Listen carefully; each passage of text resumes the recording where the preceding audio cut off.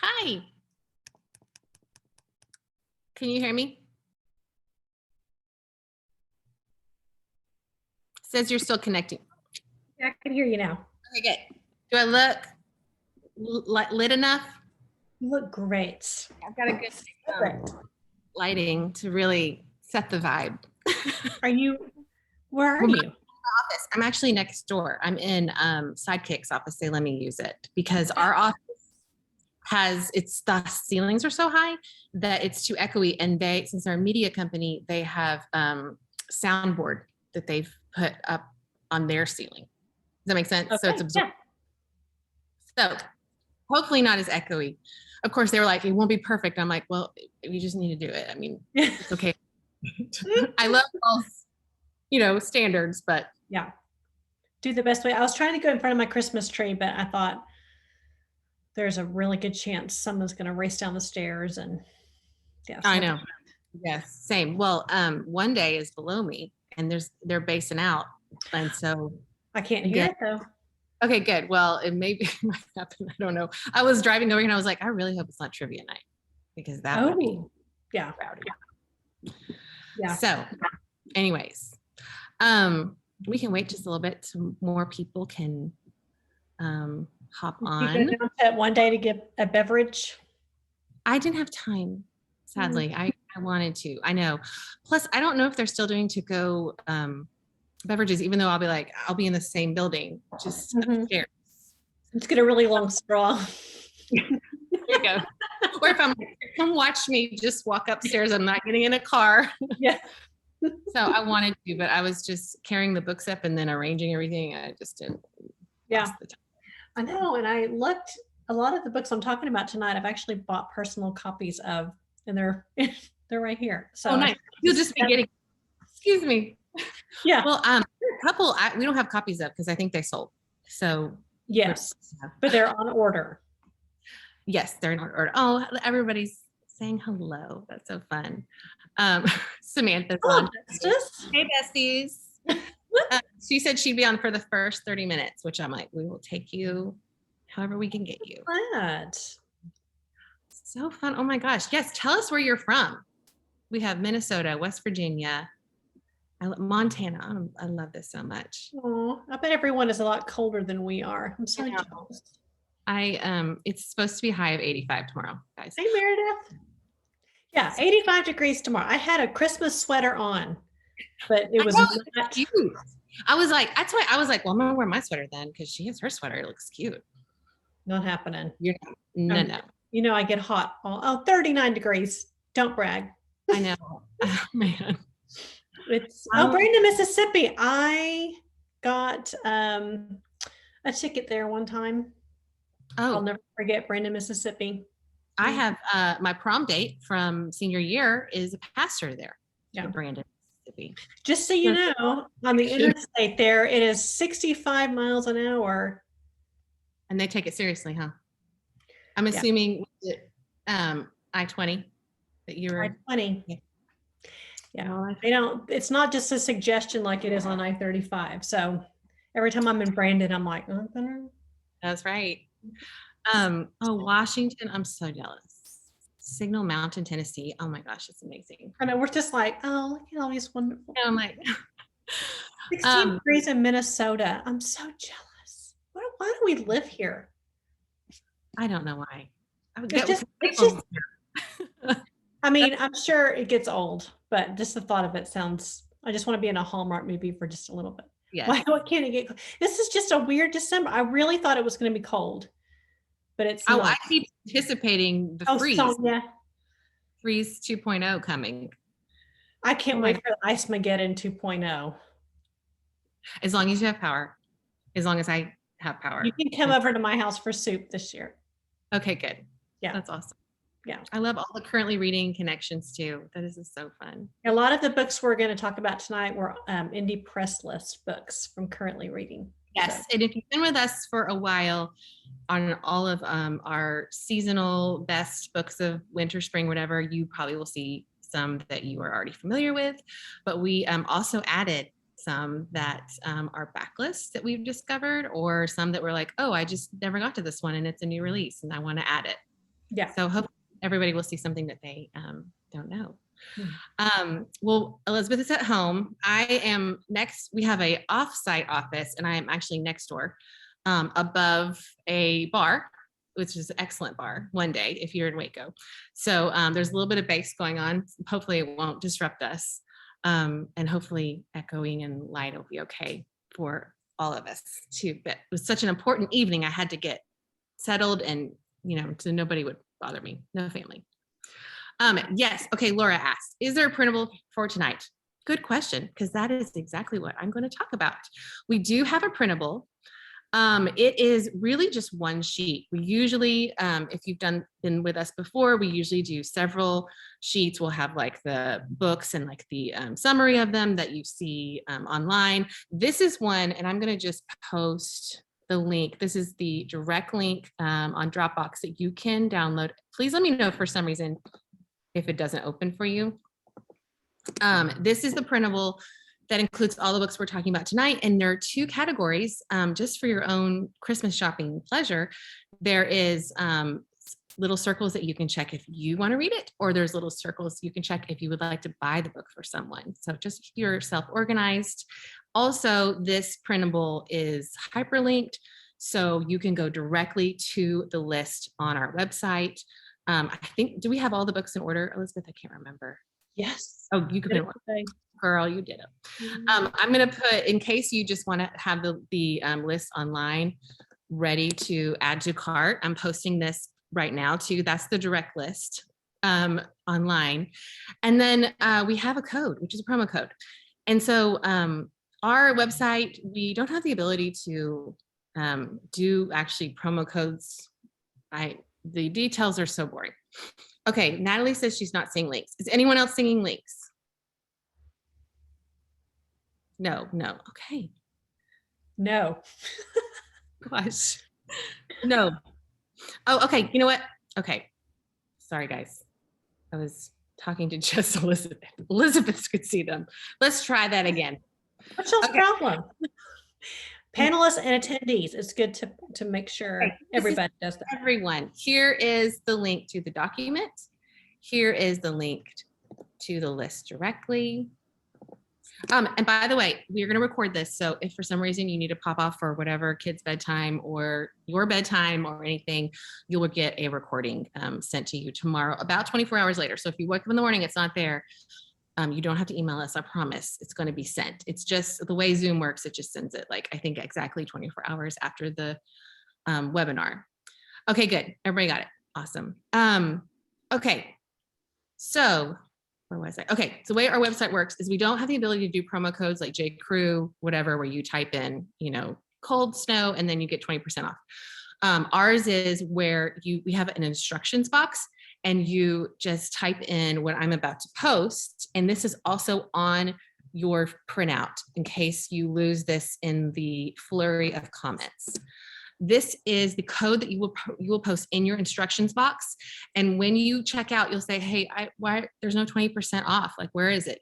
Our booksellers who are standing by will get your order and they will give you 20% on our end. So when you look at your bank transaction, it will reflect that, if that makes sense. If you do not understand, feel free. I'm going to just put our basic email, our info email, because I know it's not like optimal. And I've gone back and forth with our point of sale system guys and been like, please, can we do it? And I think it just involves a lot of work on their end that they're not interested in. That's okay. We can work around the system. So yeah, hopefully, I think I went through everything, right, Elizabeth? Anything else I need to touch base with? If you're new to us, I'm Alison Frenzel. I'm one of the owners here at Fabled. And I'm Elizabeth Barnhill, the adult book buyer for the store. Best job in the world. She's so good at it. And every season, Elizabeth and I go through the publishing catalogs together. She has poured through them with our reps, figured out what we're interested in reading. We assign each other as many books. Well, she mostly assigns me books that I try to read that we're interested in. And we really try to comb through all of the books that are not great, but maybe highly touted, maybe really well advertised. Because I mean, what we've learned is like publishers really know how to sell a book. And then you get into it and you're like, this is not that great. So we've really tried to find the good ones for you. And of course, we can't find, every single one that's out there, but these are the ones that we've really enjoyed this year. Mm-hmm. So yeah, I'm going to have. Do you have any thoughts on 2021? I do have some thoughts on 2021, and I want you to expand on it. I will say my anticipation of this year in the books was that all of these authors had been locked down in their creative spaces, and we were going to come out of the quarantine with amazing works of art. And I would say I don't find that was the case. And maybe my expectations were too high. And also, to be honest, like I didn't do anything spectacular during quarantine. Like someone, like you would say, like, I'm gonna learn language and I'm gonna refinish my table. And so I don't necessarily fault them for that. I think that was my expectation. And I would say like we've really had to kind of search for the good ones. Mm-hmm. What do you think? Yeah, I mean, I feel like the amount of books I really loved this year was about the same. Yeah. As in previous years. I will say, I think that the books earlier in the year were ones I loved way more than the books that were highly anticipated this fall. This fall, there were a ton of really long books that were not necessarily, they were highly anticipated and just sort of, okay, not as great as some of these, maybe the debuts or books that were a little more under the radar this winter. So I've learned this year, I think I enjoy maybe the winter books more because they're maybe a little more under the radar. But I mean, I kind of all year thought, the books aren't all that great. However, I have just as many books that I enjoyed or loved this year as I did last year. So what do I know? Right. Yeah, I know what you mean. I would say that I think we started off the year really strong. There were a couple ones where I was like, okay, this is where it's going to happen. Like, this is where it's at. We're going to get good books. And then I felt like it petered out a little bit. But our favorite book we share, and that was kind of the grand finale of the year for us. We'll have to wait to hear to the very end. We'll have to wait. Do not look ahead on your sheet. Okay, well, let's start. I think you are up first. Okay. I have a surprise for my first one, and we have sold out of it at the store. They're coming in any day now, so feel free to order it. But this is kind of a funny story. I do not read very many fantasy books. I read no YA. I have no time for YA because I don't buy them for the store. And I was talking to my good friend Meredith. She is joining us tonight. And I was asking her about a book about Scythe. She said, you need to just read 30 pages of this book. If you don't love it, just let it go. So I thought, well, okay, I'll do anything for a challenge or a dare. And I started the book, and it is a 5-star read. I've got it here, Scythe. Yeah, you got me, girl. Scythe. So this reminded me of The Hunger Games, which is the last YA fantasy I read, 12 years ago, whenever it came out. And it had the most unique, fun premise. In a time not so far in the future, things like disease and hazards kind of go away. So people don't die like they do now. So scythes have to be appointed to cull the population. So you're walking down the street and as you see a scythe coming, and they tell you it's your time to go. You have to comply with it. Otherwise your family gets murdered. It's a big, hairy deal. So it was just very interesting, very imaginative. It felt like fantasy, but not like world building type of fantasy, one that I could really hang with. And I have recommended it to everybody. I want my daughter to read it.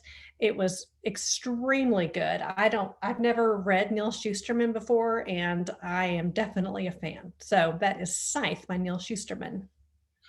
Meredith, I know I told you this before, but I loved when Elizabeth posted this book on her Instagram.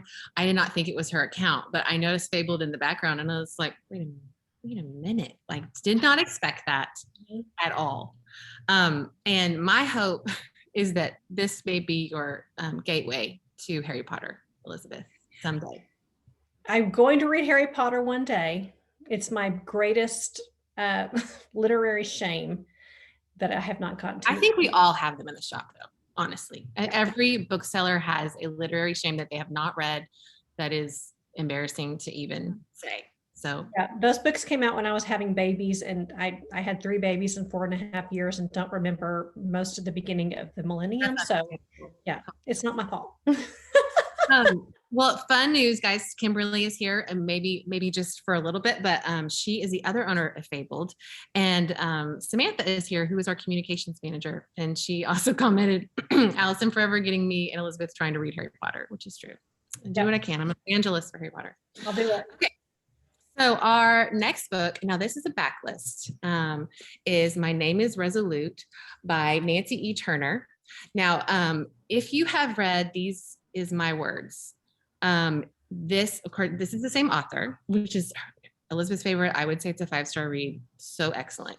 Now I'm going to let you look at this. If you love a good deep dive, I would say I love a good epic with a family, you will love this book. This is a book where you have several days where you need something to be immersed in something. I recommend this book. This story is about Resolute. She, in the, I think 1720s, she's in Jamaica. She's actually a wealthy girl, and she's kidnapped. She and her sister are kidnapped by pirates, and they're taken to America, and they're sold into slavery. And this is her whole life. I would say the beginning was a little hard to get into. It felt heavy. So if you feel that way, I did too, but keep going, because it's basically her whole life. And it goes up to the American Revolution. And just, you recognize like the, those milestones around her as she's living her life, and she's trying to build a life, coming to America as a slave. It's wonderful. I loved it. And it just really feels like a different approach to that part of history too, which I really loved. And you've read it too, right? Elizabeth, or you haven't read this one? I've read her other ones. These Are My Words, and then the one about Sarah's quilt. I mean, it's a commitment, so it's okay. Yeah, but she's fabulous. I love her. Yes, yeah. She really. Oh, and I was also going to say this. She does the same thing that she does in These Is My Words, where These Is My Words reads at the beginning like a little girl in some ways, yes. And then it matures. The writing matures as she matures, and this does the same thing, which I think is so cool. It's just like an art. Smart, love it.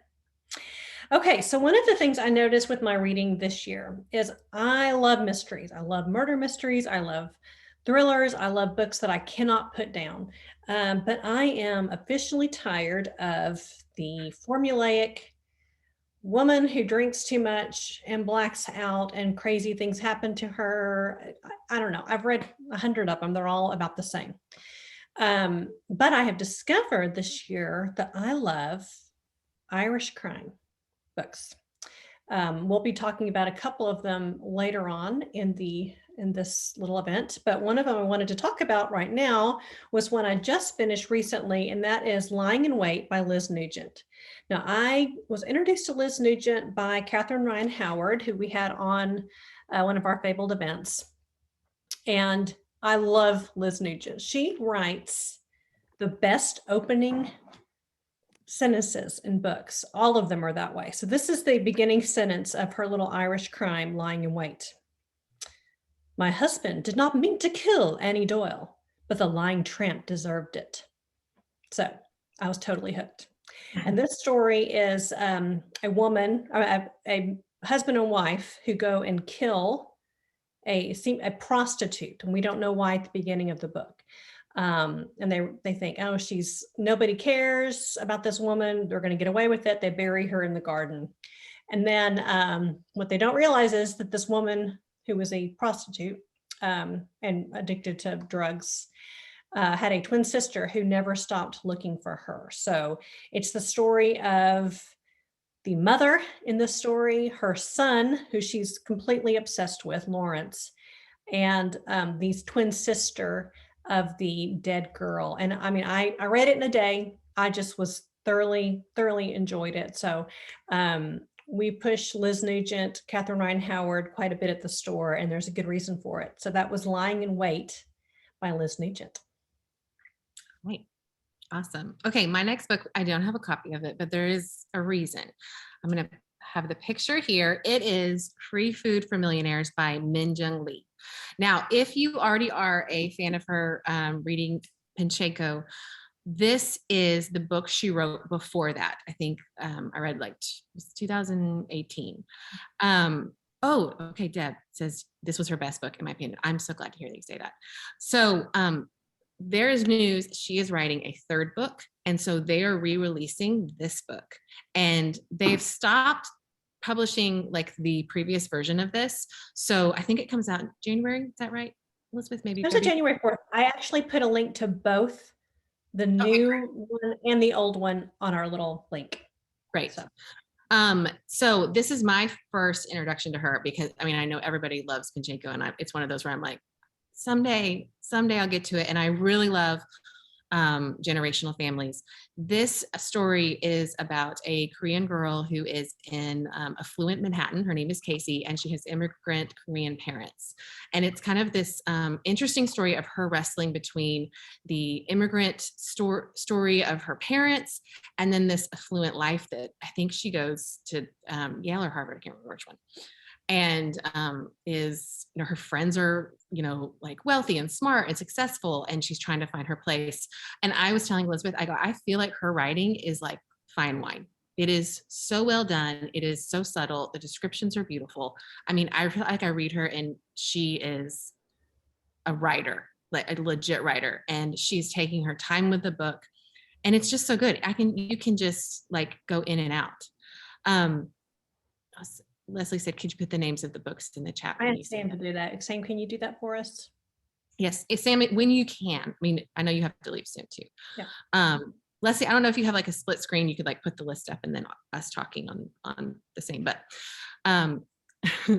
Shelly goes, there goes my budget.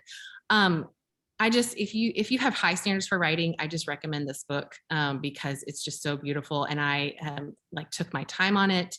And it makes me want to first, of course, read Pacheco and then anticipate her third book. And then she's calling this a trilogy of them together.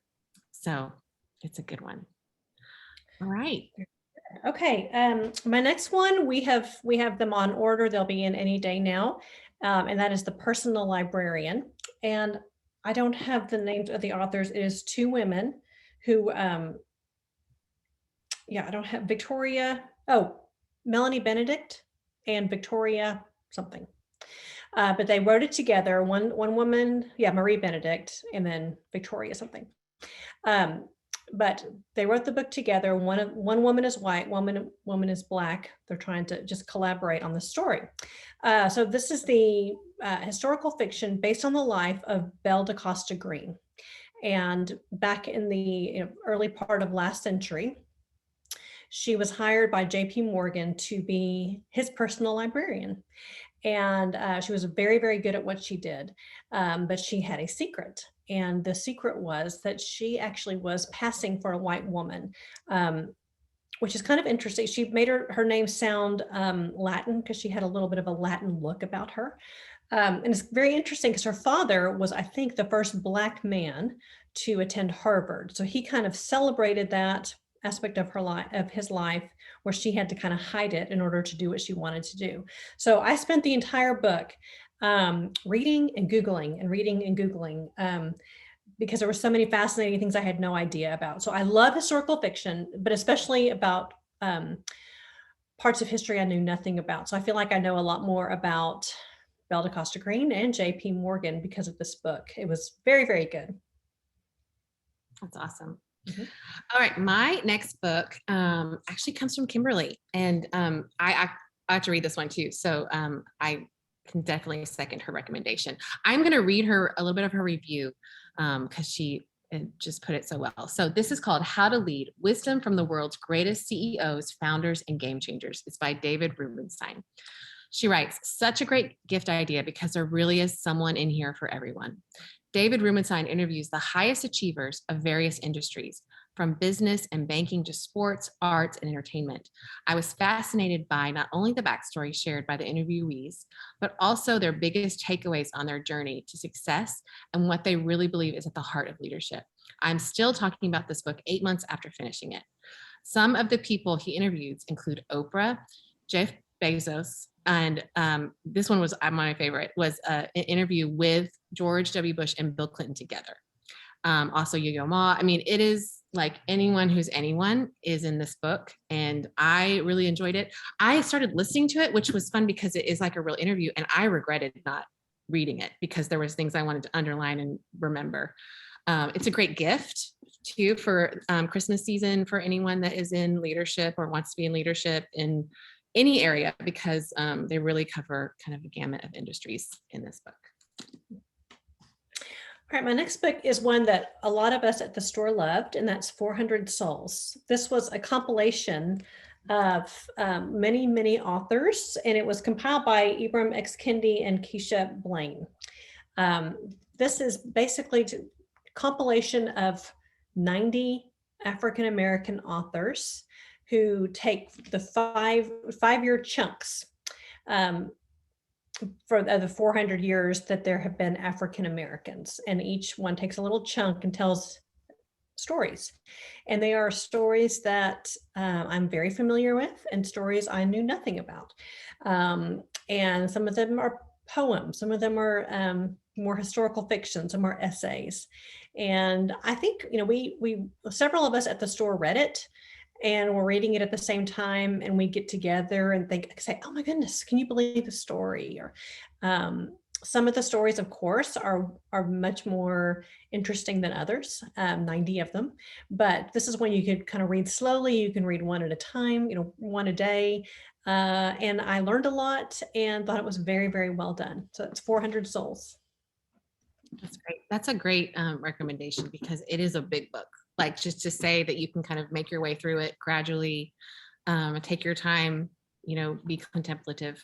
All right, my next book is 4,000 Weeks, Time Management for Mortals by Oliver Burkeman. I found out about this book because I'm on Oliver Burkeman's email list. I don't even know how I found him. I might have just looked up best email list to be on and found him. But it explores time management, which is a lot of his emails do. But what I love about him is he approaches time management not from the hustle culture or the get it done culture or anything like that. He really talks about what time is, what it has been to people in history and how it is now. We have a modern culture of time and how we treat time.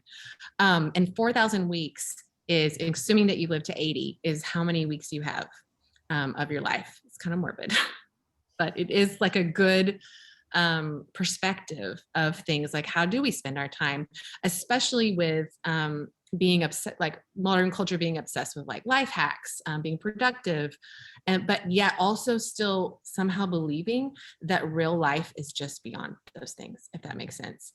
I read this slowly and really thought a lot about the things that he was saying, because he just kind of turns things on its head, and I really, really liked it. If you have someone who is super organized, or someone who gets things done, but also is contemplative and intentional, this is such a good match for them. I really, really enjoyed it. Yeah, my husband actually bought a copy, not even knowing that was one that you were really excited about, Allison. I know. I was interesting. I know. Well, we're both oldest children, type A, never stop kind of people. And we loved the book. We talked about it on a Saturday morning one day, all the little tidbits of information. So it's a great book, great graduation gift. Honestly, I think I bought the book because I was on his email list, not knowing really if it was in the publishing world, being pushed by publishers. And then I think when I saw one of them sold, I was like, who was that? And it was your husband. And I was like, yes. And Anda says in the chat that she loved this book, just finished it last week, Paradigm Shifter. I totally agree. That is a great way of explaining it. It's really good. Somehow, even though I work at a bookstore, we still buy books constantly at Fabled. Yes. Okay. This is another backlist one that I've been meaning to get to for a while, and I finally did. That's been a big change in my reading life this year. I read 2 backlist books last year. I read a whole lot more this year, so it's been good. Okay, so this is The Big Rich by Brian Burrow. Interestingly, okay, if you are a Wacoan, the author participated in Cotton Palace one of the debutante ball here. He lived close. Festival of Brazos, right? But when he did it, it was Cotton Palace. Oh, okay. It's called Festival of Brazos. But this was, he's older than me. So, but this book is a very interesting look at the rise and fall of the greatest Texas oil fortune. So he looks at the four big families in the oil industry from 1901, when Spindletop happened, up until today. And if you went to Baylor, you probably took science classes in Sid Richardson. Sid Richardson was one of the four big oilmen. Sid Richardson's family are the Basses. So the Bass Performance Hall in Fort Worth, so many things in Fort Worth are named after the Bass family. One of the families was the Murchisons. They started, I think there were 15 children in that family. The oilmen had 3 families without ever getting divorced from any of them. I think it was kind of an interesting little story. But the Murchisons helped start the Dallas Cowboys and built Texas Stadium. That family also built Reunion Arena and the Reunion Tower, the mansion at Turtle Creek. That family also was mentioned here. So it was fascinating. The family the Turtle Creek account. The mansion at Turtle Creek, that really nice restaurant. Never mind. The Murchison family. Referring to another wealthy family. I know. Yeah. So if you're from Texas, like one of the guys mentioned was somebody Radford from Abilene. I lived in Radford Hills in Abilene. It's you feel like if you're from Texas, you're going to really love it. But my friend Sarah from Sarah's Bookshelves loved this book, and she's from Maryland, I think, or Virginia. So this would be a fabulous gift to get up any of the men in your life, although I enjoyed it too. The minute I finished it, I ordered a ton of copies for the store because I thought we can sell this book. So I highly recommend it. It's fascinating, rich people behaving badly and Texas history all wrapped up into one. That's awesome. So. I just noticed as you were mentioning rich families, we have 3 books on this list that deal with rich families. Really? Yes, that deal with the goings on of rich. Maybe we're fascinated with that. I don't know. Okay, my next book is Going There by Katie Couric. Now, I'll say I read this before all of the hype came out of it. And by hype, I mean there were a lot of critical articles about her and about what she writes in this. I thought it was wonderful. It is the type of book that you can take on vacation. She's so lovable. She's self-deprecating, but still very professional. And she talks about her career and so much of it is like what I remember growing up. And so it was kind of neat to hear behind the scenes things and how she reported things and her relationship with different reporters and journalists. There is I would say she talks about the Matt Lauer situation. And she talks about it very honestly, which I was fascinated with. She talks about what it was like to report on September 11th, while it was happening. I loved this book so much. I would say if there was a spectrum of Michelle Obama's book and then Jessica Simpson's book, this would be right in the middle. So it's not as maybe profound, thoughtful as Michelle Obama's, but it has a little bit of that gossip, the juicy gossip of Jessica Simpson, that makes it really, really interesting. I don't know if anybody is a fan of The Morning Show on Apple, but it's interesting after reading this book and watching the show, how much strangely lines up. And she even mentions that in the book is watching The Morning Show and being like, this is my life. So I don't want to give away anything, but watching The Morning Show, reading this book was so fascinating. And just the lives of TV anchors, especially the ones that wake up so early. That's so fascinating to me. Half of your day, you're exhausted by 11, and have to go to bed so early. I'm exhausted by 11 too. But that wasn't really the most profound thought I had of the book, but it is so, so excellent. So did I ever tell you that I met Matt Lauer? I used to have a crush on him. Really? I think I'm remembering now. Yes. And I went down to the Today Show, and it was my husband's and my anniversaries are, I don't know, sixth anniversary. And I said, Pat Lauer, can I wish my husband a happy anniversary? And he's like, well, we don't have time. We're running on to the next segment. So I'm like, you're dead to me. And look what's happened to him. You know what? That's when things turned for him, I think. Well, voodoo doll. It worked. Okay. Okay. Is it my turn or your turn? Okay. So if you have been around much this year, either currently reading or at our store, you have heard us talk ad nauseum about The Nothing Man. This is the murder mystery that I read on my 25th wedding anniversary trip. It was very romantic. This book made me fall in love with Catherine Ryan Howard. She's now an auto-buy author for me. We probably have more of her books in our store, literally, than probably any other store in America. People will say they go to New York City and they can't find our books, but we are constantly running through all of our stock. Everyone loves her book. So you probably already know all about this book. It's a book within a book. One chapter is a fictitious true crime novel. And then the next chapter is the serial killer who was never caught reading the true crime mystery about a true crime novel about all the things that he did. So the only book that has ever scared me in my entire life is All Be Gone in the Dark. This is a fictitious version of All Be Gone in the Dark. I loved it so much. I'll never forget it. Can't recommend it more highly. 5-star, The Nothing Man. I was just going to say, it does sound like I'll Be Gone in the Dark when you were saying it.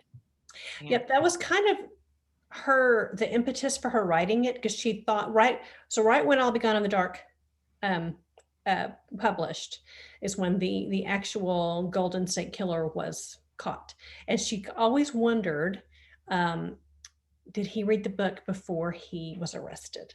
So that was the impetus to write it. It's not really a fictional version of that, but it really has a lot of the same feels about it. But yeah, and I can credit Meredith, my friend Meredith, for finding this book and then for starting this little rabbit hole of finding all of her wonderful books and promoting them at Fabled. Yes, she is delight. Samantha is working on putting a lot of our book club interviews with authors on YouTube. So I think at some point, and she can pipe in if she has already put on there, she has our interview with Catherine Ryan Howard, and she is so much fun. I mean, some of our best. Don't you think that was one of our best book clubs? Yes. I was like, I want to hang out with her. She's so much fun. Maybe she'll make her way over to us at some point. I would love Okay, my next one is The Collector's Daughter by Jill Paul. I'm a big fan of Jill Paul, which if you've ever listened to one of these, I'm probably recommending her. She is not as well known, I think, in the US, but just, I think the last 5 years, there's been more US printing of her books, because it used to be like, if I found her, it was an ebook that you could buy, and I couldn't find a printing of it. She lives in London. I mean, you probably know this by now, but I am a sucker for really good historical fiction. I want it to be accurate. I want it to be where I want to research that thing later after I finish reading the book. And she just does so well. The Collector's Daughter is a historical fiction about Lady Evelyn Herbert, I think is her last name. She is the daughter of the Earl of Carnarvon, and he is associated, if you love Downton Abbey, he is associated because his, I guess where his home is Highclere Castle, where they filmed Downton Abbey. Mm-hmm. And he was the one who funded the uncovering of the tomb of King Tut. And she was his daughter. She was just as fascinated with it all as he was, maybe even more so. Maybe in the book, of course, it could be true. I'm hoping it's true. She really pushes her father to keep funding Howard Carter, even when it feels hopeless that they're never going to find them. And one of the biggest things in history about her is she was one of the first people to step into the tomb of King Tut. Now, if you know anything about the history of King Tut, some people believe there was a curse because written on the wall is a curse or something. It was anyone who enters in, and then things started to happen to this family. And this is the story of her as a young lady when she is in Egypt, and then goes to when she's old, reflecting on her life and the things that happen. It's so good. Like in the middle of when I'm reading it, I'm like Googling pictures of, when they uncovered it and what it looked like, and then all the things that they found inside of it. It was just so great. So recommend it. What are other books that you love of hers? It seems like you really love her books. I do. I like Women and Children First, probably the best. It is the story of what happened to the people after the Titanic sank, like the ones who survived, which, I mean, we don't even think about that. Like, oh, the Titanic sank and people are like, okay, well, I guess I made my passage to America. Like how does life look like with this tremendous historic event that has traumatized you? I really, really like that one too. And I'm like forgetting the name of the other one. But just look her up. She's so good. And her first name starts with a G. Yeah. Okay. This is another one from the winter list. And it is This Close to Okay by Lisa Cross Smith. My Hachette rep knows I have a major girl crush on Lisa Cross Smith. I love all of her books. And I loved this book so much. And my personal book club picked it, and we all loved talking about the book. I think it really lends itself to book club discussion. It is also not really a book that I would typically read. I like more plot driven. Usually this is much more character driven. It's basically two people spending a weekend together after one of them rescues the other one from trying to commit suicide on a bridge. And so it's their relationship. And she loves to talk about the coziness of a home. So she really goes into detail, makes you just want a cup of tea and a warm blanket when you're reading. I was so invested in the story. I read it in a day. I was so worried about one of the characters at the end that I messaged the author to make sure that everything was okay. And she said it was this close to okay. No, but she said everything is fine and he is thriving. And I just got tears in my eyes knowing he was okay. So she's got another one coming out this year. Something Rose. I can't wait. My Hachette rep already knows that she's going to give me her first arc because I love her so much. Gorgeous book, probably a really good winter book just to get really cozy and read about. It'll make you feel better about humanity. Again, when my book club was talking about it, the girl who hosted, I mean, she got choked up talking about the story. It's beautiful. This Close to Okay. Okay, I think we may have skipped one, so I'm going to go back and do.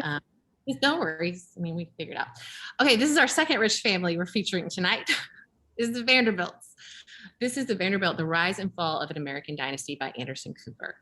I have read several of Anderson Cooper's books. I mean, of course, he is a storyteller. He's so good at storytelling. You probably know, but if you don't know, he is a Vanderbilt, a descendant of one of the richest families in American history. This is a story of his family, and what he starts out with, which I thought was really fascinating because I always wondered this. And Oprah, he actually says that Oprah asked him this. She said, like, "Oh, it's so great that you're thriving and doing such a great job in your career, especially when you don't have to." And he was like, "What do you mean?" She's like, "Because you're a Vanderbilt." And he's like, "I don't have Vanderbilt money. Like, there's like, we assume that he had like a trust fund or whatever, and he doesn't." And so there's so much drama in this family. They are crazy. And it starts off with really with Cornelius, who builds the family fortune. I mean, the level of money that they have, I think if it were present day, like it would be more than we would imagine back then. And I will say it's pretty historical. Most of the reviews on this book are either like, this is too dry, or some people are like, this is so fascinating. So if you are a like historical deep diver, you want to know every detail, every character, this is the book for you. There's a lot of drama in it. So I kind of was like, I don't know why it's so dry to people, but not everyone loves like a good like historical dive. But it also features his mother, who was Gloria Vanderbilt, which you probably know about, Gloria Vanderbilt jeans. And she is known as like, I think coined like poor little rich girl, where she was, when she was young, she was in this very public custody battle between her mom and her aunt. And there's details of that in it. I mean, it's really good. If you love kind of this era and, rich families, this is a good one. I read a book at the beginning of the year about that. I think it was one of the Vanderbilts who was dating King Edward before he married I would Alice Simpson. I can't recall, but I would not put it past that he would be in it. Yes. I think it was The Woman Before Wallace. So it talks about it. There you go. Very interesting story. I feel like I should know all the royal history because I love royal history, but I have to look that one up. That was good. Yeah. Okay. Am I next? I'm off. I think I'm next doing the push. I skipped. You go, girl. That's okay. All right. This is The Push by Audrey Audrain. I know I can't. I always forget. Ashley Audrain. She was a pick for maybe February, early winter. January. Was it January? May have been. February was my boyfriend. Oh, that's right. You're gonna have to give more information about that. Sorry. We'll pick up with that later. Okay, The Push. I think when Elizabeth read this at first, she was like, came in like this. Like, oh my gosh, someone needs to read this. This book is insane. I think Penguin was saying this is the one for the year. This book is goes between 3 different women of a family, like grandmother, mother, and daughter, and then other daughter. And it is, I will say this, very dark, very triggering. Most things that would trigger me were in this book. I could not put this book down. It was so excellent. It is like psychological, it's addictive, it's about motherhood. And our discussion with Ashley was so fascinating. And I could not believe that she said she wrote this book, or either she got the idea for this book or she wrote it like when she had an infant son, because it has to do with children and being a mother to a child that you may be afraid is not a good child or not a good person, or something might be wrong. It is really, really, really good. I will say, like, I know a lot of people that would not have read this, and they did, and they were like, wow, that was amazing. So it's a wild ride. I will say that. What would you add? Anything? Yeah, when I initially heard about it, the Penguin rep, actually the head of Penguin, I heard her talking, and she said, this is the book of the season. And I'm like, well, okay, we'll give it a try. And I read it and I loved it, but I thought, is there something wrong with me that I find this so fascinating? But I think it lends itself to great discussion. Like, first of all, what do you do? Do you believe a mother? And and generational trauma, and there's so many things to talk about. So it's not only extremely compelling, highly entertaining, a little disturbing, but also some great talking points, which is always really important to me in a book. So I loved it. And I feel like almost everyone I've talked to has loved this book. Yes. I don't know anyone who has read it and said that was a mistake. Yeah. Or backed out. Now I wouldn't give it for a shower gift. If you have a young baby, do not read this book. Yeah. I would say that. Yeah. Totally. I felt that way about the Behind Closed Doors. I'm so glad I read this after I was married, because I would never want to get married if I had read that book first. Same with The Push. I'm glad I am far away from having children, but very, very, very good. Yeah. Yep. Okay. So I talked a little bit earlier about, do you need a gift for your mother-in-law? This one would be a great one. The Kitchen Front by Jennifer Ryan. I have said this is a blend of Downton Abbey, a Food Network show, and Steel Magnolias, which is a great blend. There are multi-generational friendships in the story, the power of female friendship, a lot of food, and kind of almost also the story 9 to 5. It's like these women who are kind of taking it to the man. In the 1940s. It takes place during World War II, but it has nothing to do with World War II. It's about the fact that these British people, these cooks, had rations, and they hardly had enough didn't have a lot of variety in their diet. So they wanted to do a radio broadcast, sort of like a food network type of show on the radio, where you could do cooking with your rations. And they had a contest to see who could be the one to actually win the contest and be on the radio. So we had this kind of puffed up man who thinks he's going to do it, but women who are actually doing all the cooking were like, no, we feel like we can do a better job. So I was very surprised by this book. I really, really enjoyed it. She wrote The Chilbury Choir, if you're familiar with that, and she's got another one coming out this year. I gave it to my mother. My mother loved it. All of her sisters loved it. And I'm not saying only give this to baby boomers, but it's because I loved it too. But it's a great one if you've got an older person in your life, I think they would really enjoy it. But I was highly entertained, and it was a very lovely, sweet story. All right, next one, which you've probably seen everywhere, is The Paris Library by Janet, I can't pronounce her middle name, Charles.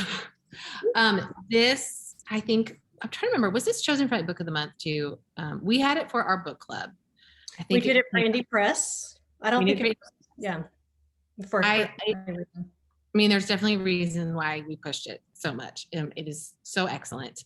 It is based on the true stories of World War II librarians based in working at the American Library in Paris. And it centers around Odie, who has just started a job there, and it's during World War II, and Nazi occupation has just begun in Paris. And all the librarians are starting to realize that books are in danger of either being banned or being stolen or being collected by the Nazis, or being, the inability to give people books. And they start secretly giving the Jewish subscribers their books when they need them, because they are not able to come back into the library to get any books. It was such a great new perspective on World War II, which, I mean, you probably know that it's World War II. We've covered it all, feels like, but I did not know this story. And it was really interesting, especially if you're a book lover and, someone who doesn't want books to be banned or censored or anything like that. Just a very heroic and group of individuals who were just doing such a great thing during a very difficult time.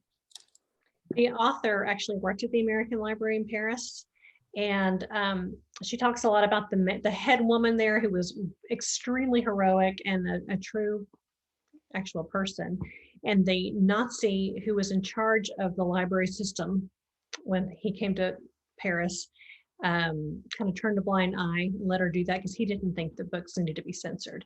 And I love that it kind of goes back and forth between that and this, the 1980s when Odile lives in Montana. I loved this book. So it was so good. And I just appreciated the level of research that she did. Because she did, I think, maybe she mentioned over a year she was researching this, which I always appreciate that. And I read that book about 18 months ago. It was one that the pub date was pushed back about 6, 7, 8 months because of COVID. So it's been a long time and I still love it. So, okay, the next one, this was a debut, but also on the Indie Press list, The Sweet Taste of Muscadines by Pamela Terry. I am from the South. I love Southern gushy literature, and this just hit all the feels for me. So this is a story, it takes place in Georgia, and this woman, Geneva, is a mother of 3 children, and she has lost her husband years and years ago. The family finds her dead under a muscadine arbor. And so the family the adult children have to get back together. One of them lives in Georgia near Geneva, and the other 2 children have moved away. One of them is a son who is gay and just did not feel very comfortable living in Georgia anymore. And the other daughter just moved away.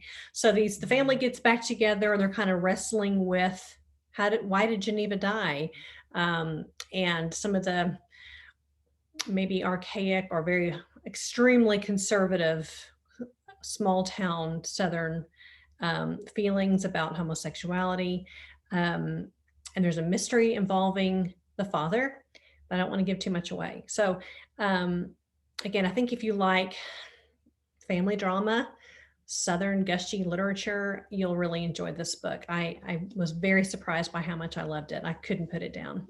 So, I don't think I've heard you pitch this book like personally to me or to anyone. And I'm like, I want to read that. I know you've talked about how long it sounds so good. I loved it. Loved it. Loved it.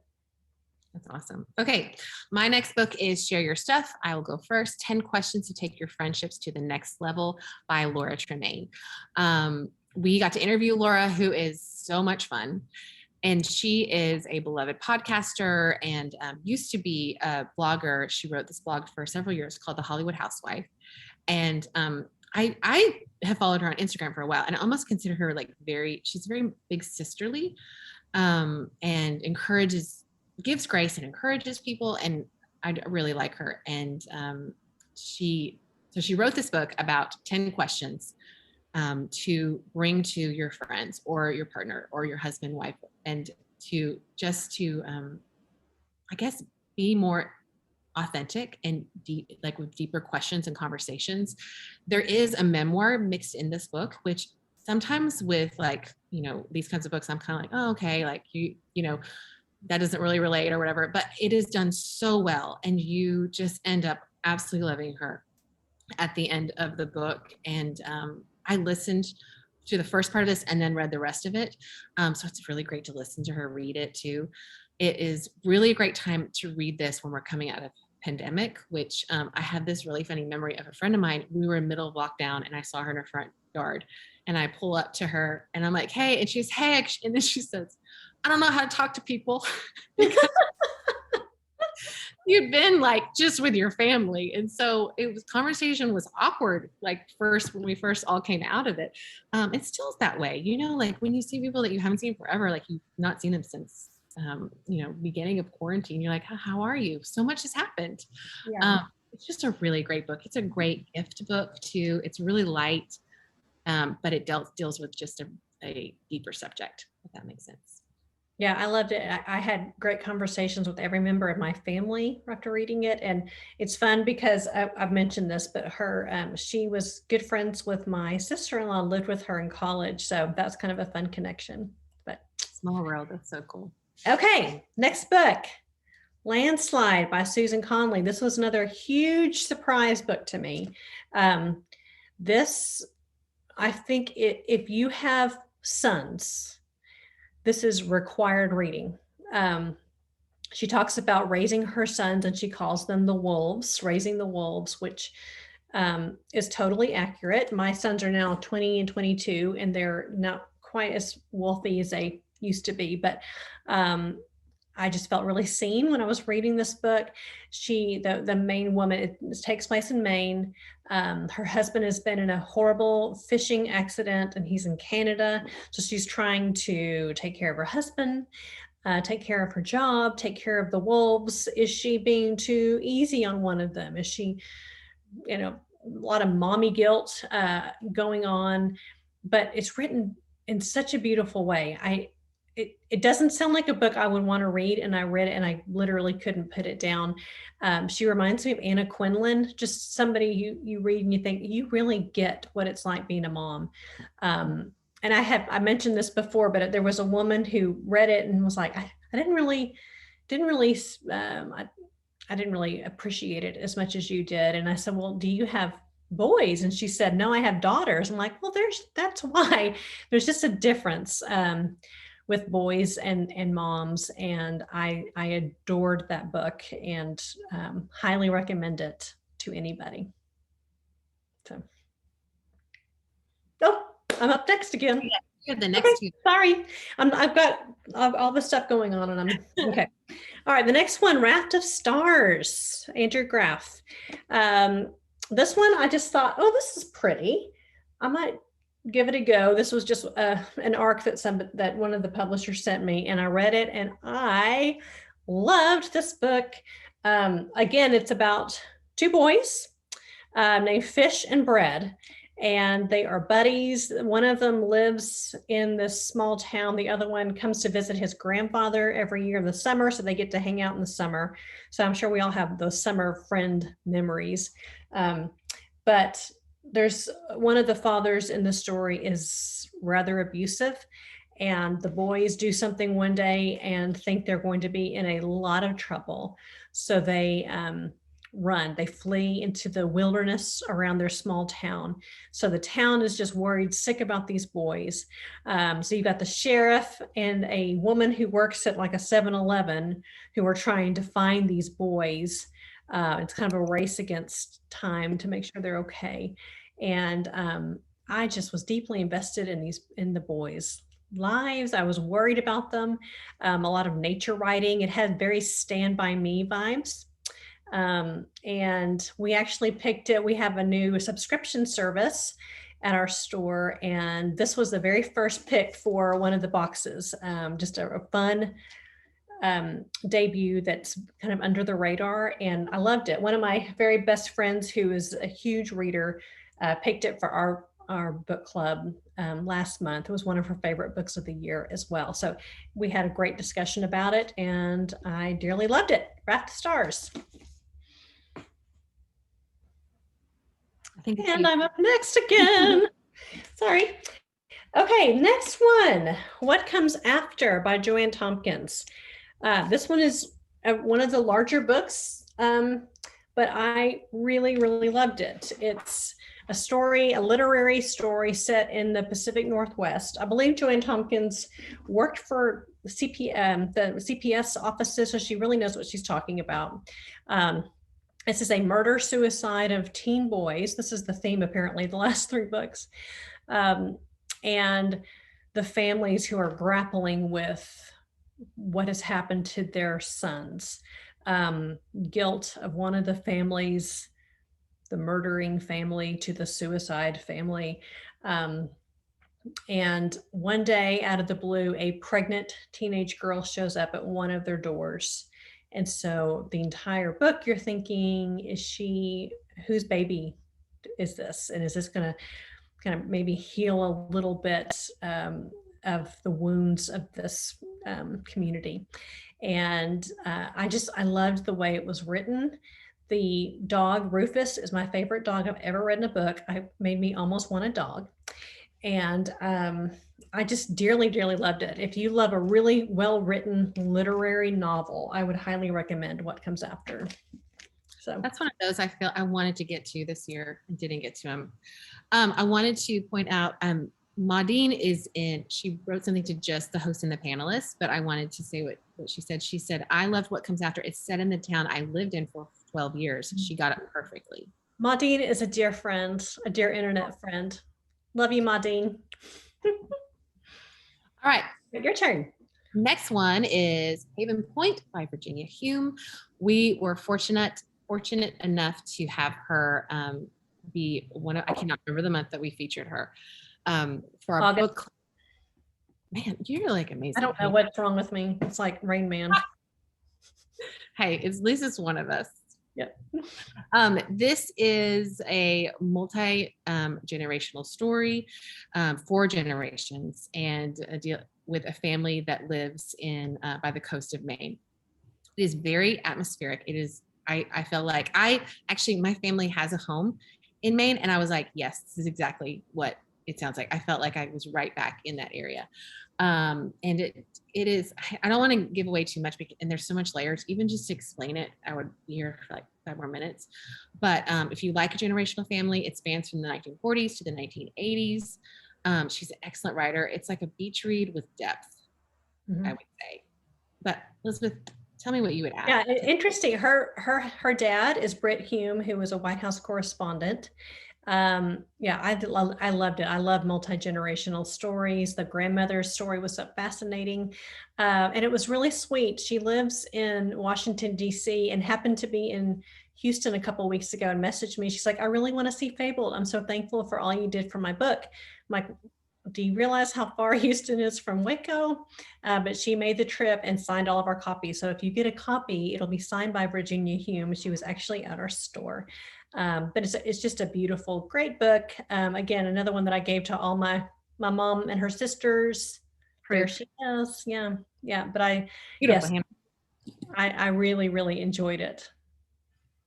So, okay. I don't have a ton of nonfiction on my list, but this one is one that I loved so much. I'm constantly trying to sell this book, The Ride of Her Life by Elizabeth Letts.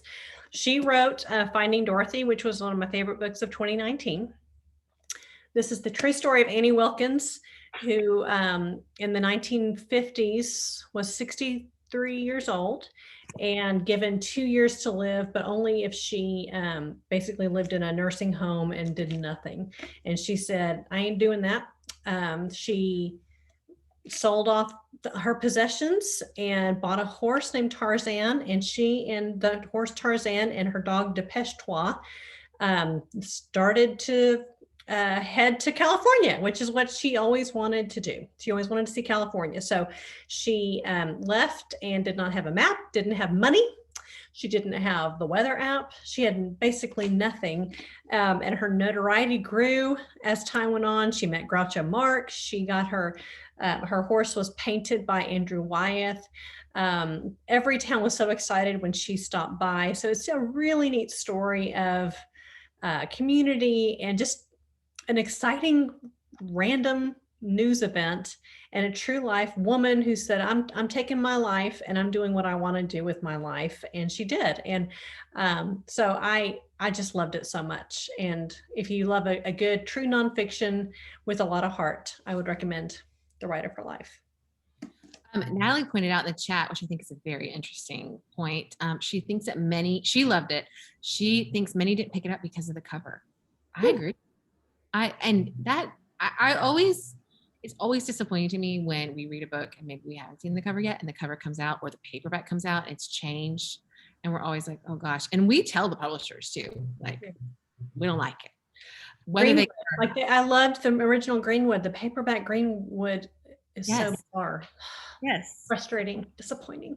I know, because covers do sell a book, whether people think they don't. We do judge a book by its cover. And you should. Yeah. Okay, the next one, which is a beautiful cover, is 7 Days in June by Tia Williams. This is if you like romance, this is a really great romance. Eva is a author of spicy books, and she runs into Shane, who is an author as well, at a literary conference. Now, she and Shane have some history. And like maybe when they were teenagers, they had a torrid love affair, and they have been publishing books, and in their books, they have been writing about each other. I just love it. Such a good premise. And I would say that this book is rated R. And I'd also say that it has a little bit of political leaning to it, wherever you are on the map. But I just want to say that ahead of time, just in case. But it's whatever you believe. It's just such a great book.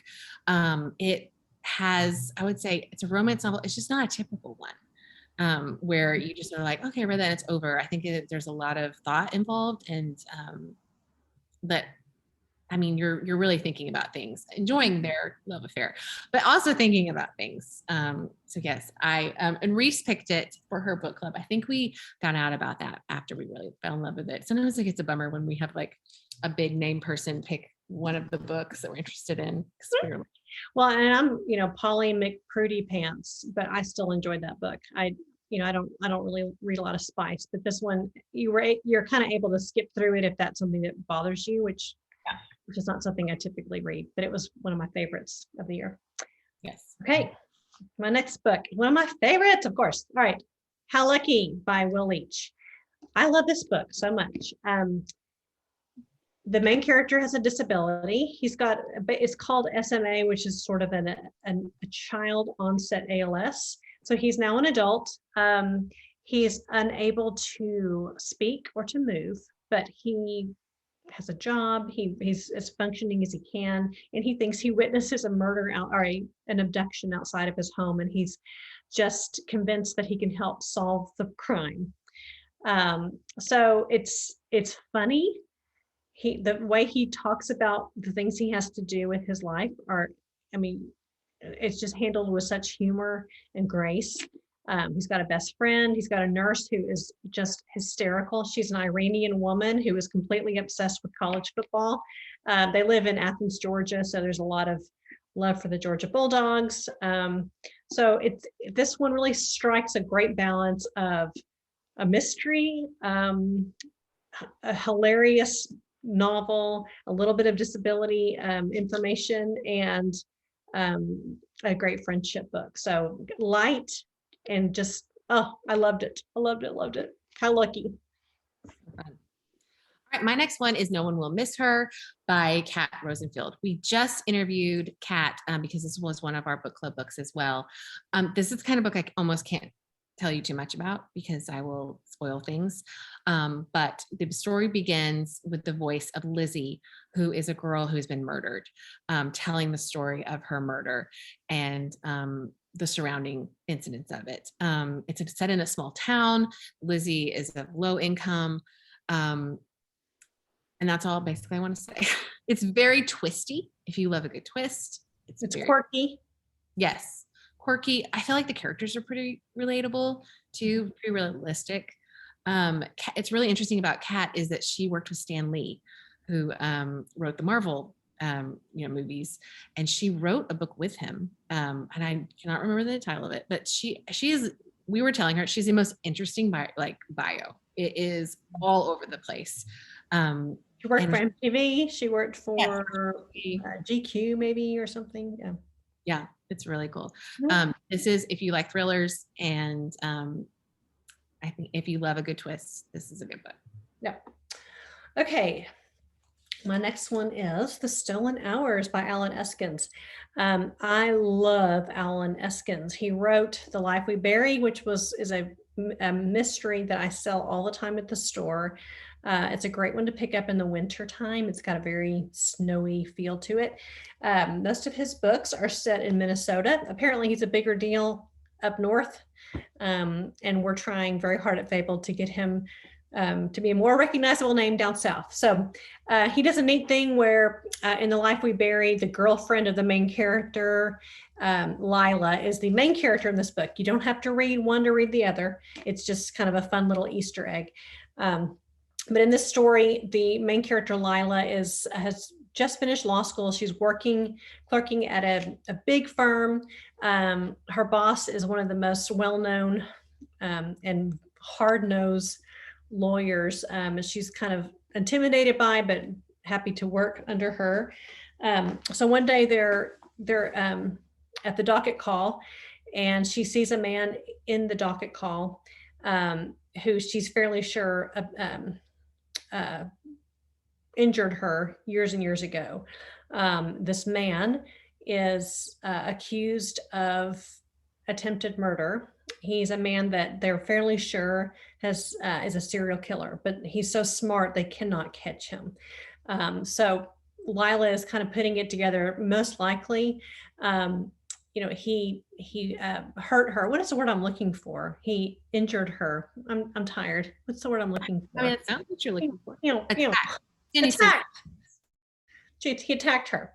And kind of that escalated to eventually murder. He tried to drown a woman who wound up being like an Olympics swimmer. So anyway, how he describes how he makes sure that he's not caught with it's more, I don't think she was sexually abused. I think she was just attacked.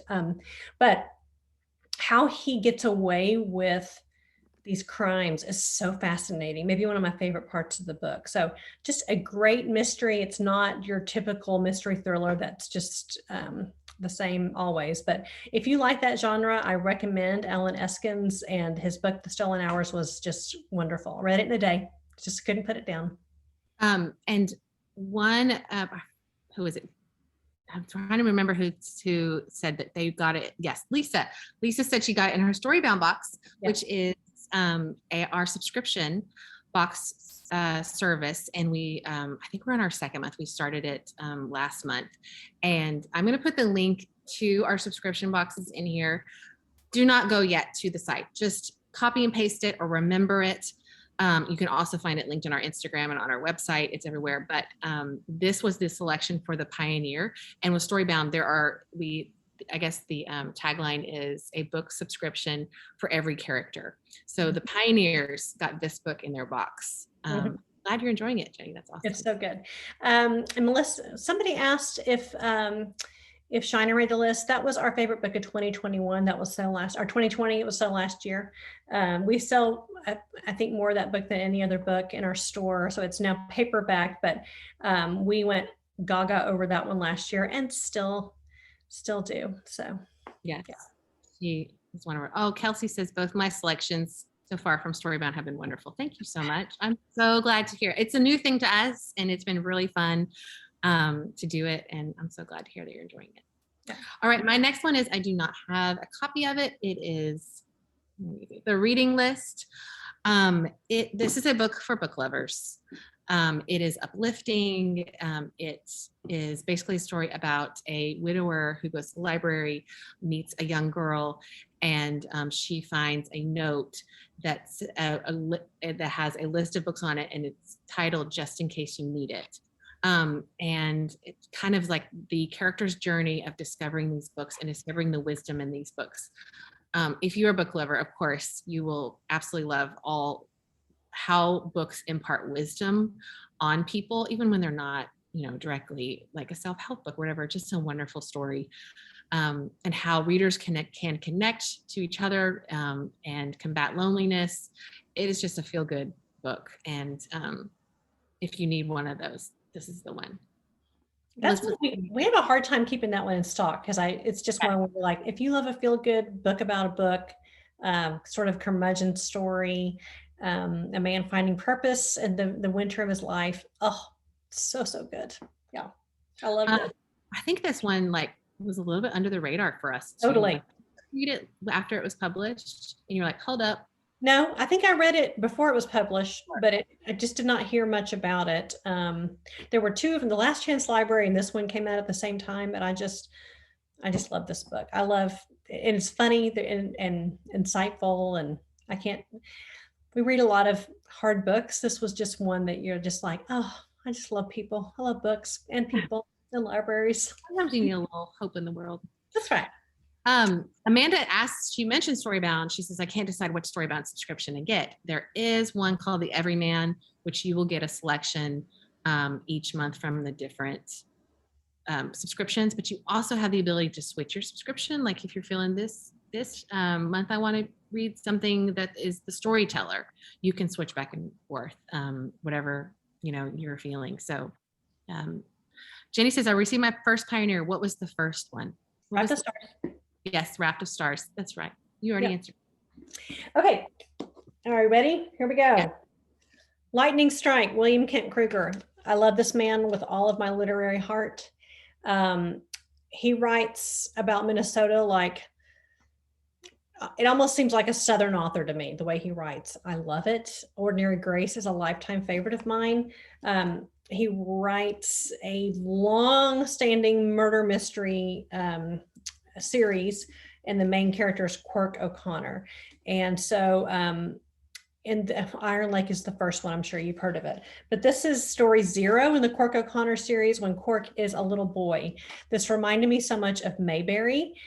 He looks up to his dad, who's the sheriff. He wants to help solve mysteries with his dad.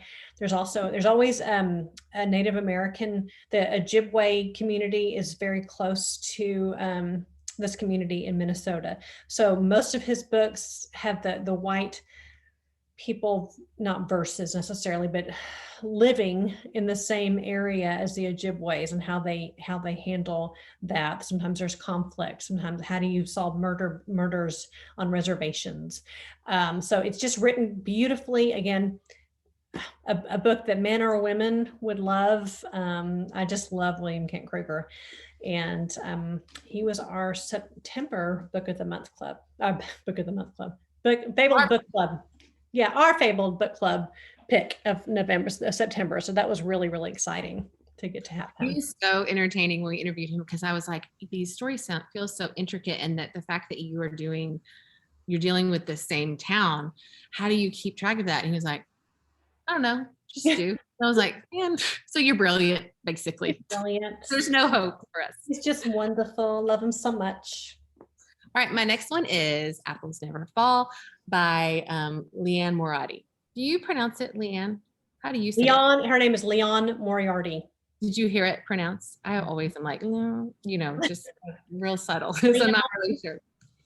Of course, if you read any of her books, you will already know how talented she is as a writer, how the details in her writing are so amazing. I remember like little quips of things that she's written in Big Little Lies, and where it's funny. You're like, how, this is a serious subject, and why am I like laughing at the characters? I don't know how she does it. She balances it so well. So if you're reading a serious subject, like this book deals with the disappearance of a mother named Joy, and she is a wife. There's a couple, kind of a family, really. They are a famous tennis couple, and they have started like a tennis camp, and their children are adults and grown, and she disappears one day, like leaving everything, and disappears. And her husband has like scratches on his face, and the children are like self-absorbed and are just like, wait, did like our parents' marriage, like, was it good or was it unhappy? And they don't know. They don't know why she's disappeared. They do remember there was a visitor that stayed with them a few months, like the year before, named Savannah. And so it's very like very suspicious. She's just one of those, you're gonna love reading her. And it's always a good win because she's so talented. So I really enjoy her.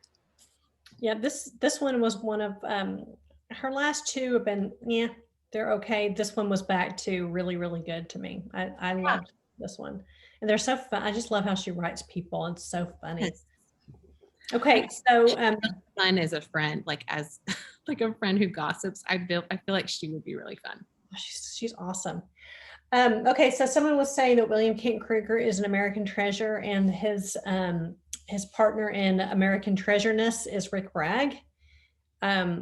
Just know every single year when you attend this, I will have a Rick Bragg book on this list. This one is The Speckled Beauty, and this is his dog Speck. This is truly Speck. Speck is still alive. Speck it was a wild dog who came to his farm in Western Alabama, and he adopted this dog. This dog is a horrible dog.